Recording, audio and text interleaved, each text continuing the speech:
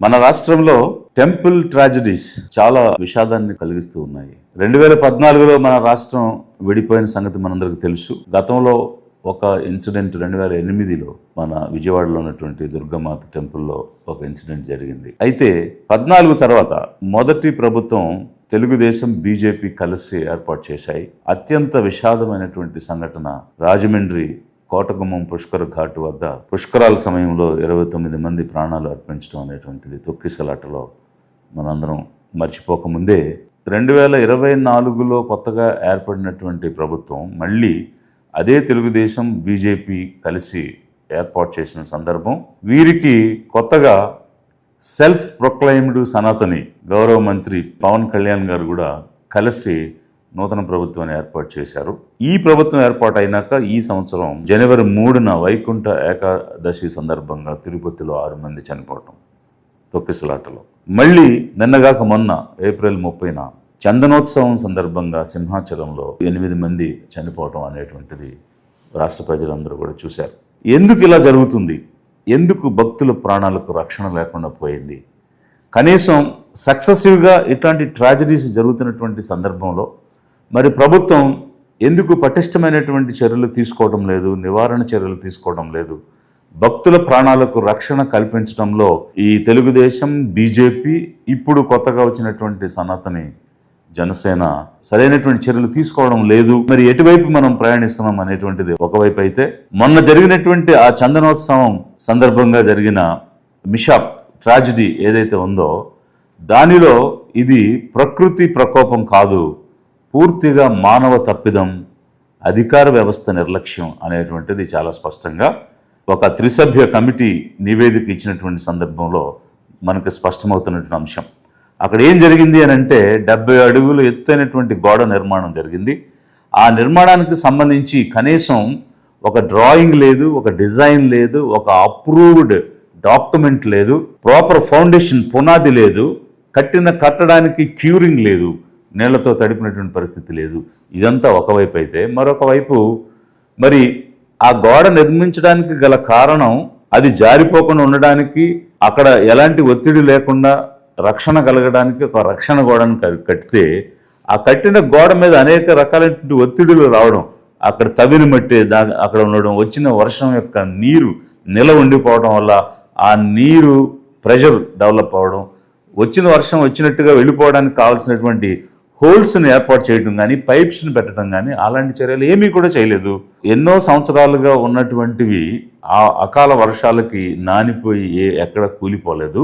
నిన్నగాక మొన్న కట్టినటువంటిది కేవలం ఒక అధికార వ్యవస్థ నిర్లక్ష్యంతో జరిగినటువంటి తప్పిదం వల్ల గోడ కూలిపోయి ప్రాణాలు కోల్పోవడం అనేటువంటిది మనం చూసాం. మరి ఇలాంటివి జరుగుతున్నప్పుడు చర్యలు తీసుకోకపోగా కూటమి ప్రభుత్వం ముఖ్యంగా తెలుగుదేశం నాయకత్వంలో తన కమ్యూనిటీ వారికి ప్రాధాన్యత ఇవ్వడం, వాళ్ళ కమ్యూనిటీ అయితే వాళ్ళను రక్షించటం, వాళ్ళ మీద చర్యలు తీసుకోకపోవడం, తప్పు జరిగినా కూడా అనేటువంటిది స్పష్టంగా కనిపిస్తూ ఉంది. తిరుపతిలో జరిగిన ఇన్సిడెంట్లో 2 జేఈఓలు ఉంటే ఒక ఐఏఎస్ ఆఫీసర్ గౌతమి గారు వారి కమ్యూనిటీ కాదు కాబట్టి ఆమెను ట్రాన్స్ఫర్ చేశారు.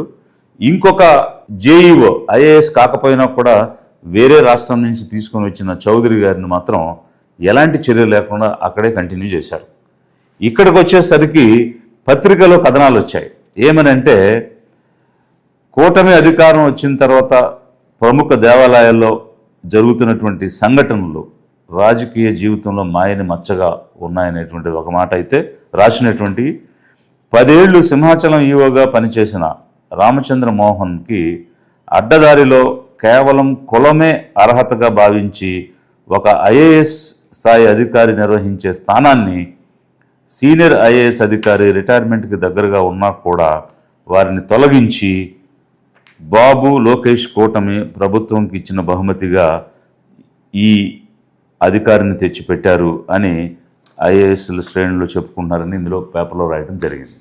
అంతేకాకుండా సీనియర్ మంత్రి అయినటువంటి ఆనం రామనారాయణ రెడ్డి గారికి ఇతని యొక్క పనితీరు ఎంతో తలనొప్పిగా మారిందని, ఎంతో అనుభవం కలిగిన వ్యక్తి కూడా అబద్ధాలు చెప్పాల్సి వచ్చింది, ప్రకృతి కారణంగా గోడ కూలిందని చెప్పారని పత్రికలో వచ్చినటువంటి విషయం. అంటే ఇక్కడ ప్రజలు గమనించాల్సింది ఏమిటంటే, తన కులం వాళ్ళైతే ఏ తప్పు చేసినా కూడా అన్నిటికీ అతీతులు, చర్యలు ఇప్పుడు ఈరోజు 7 మందిని సస్పెండ్ చేస్తున్నట్టు కమిటీ నివేదికను ఆధారంగా వచ్చినవి. దీనిలో ఒకవైపు ఆంధ్రజ్యోతిలో ఎవరెవరిని సస్పెండ్ చేశారని కొన్ని ఫోటోలతో వేశారు. అలాగే ఈనాడులో కూడా ఈ రకమైనటువంటి అంశాలు పేపర్లో వచ్చాయి. దీనిలో ఏం రాశారు, సస్పెండ్ అయిన వాళ్ళ పేర్లన్నీ వివరాలు రాస్తూ ఆఖరి పారాగ్రాఫ్లో ఆంధ్రజ్యోతిలో దేవాదాయ శాఖ కమిషనర్ వైఫల్యాలు, త్రిసభ్య కమిటీ దేవాదాయ కమిషనర్ వైఫల్యాలను ఎత్తి చూపింది. లోపాలను గుర్తించడంలో ఆయన పూర్తిగా విఫలమయ్యారు. పర్యాటక శాఖతో సమన్వయం చేసుకోలేదు. గోడ నిర్మాణం గురించి తెలిసినా కూడా ఎలాంటి చర్య తీసుకోలేదు. మొత్తం పర్యవేక్షణ పూర్తిగా విఫలమయ్యారు.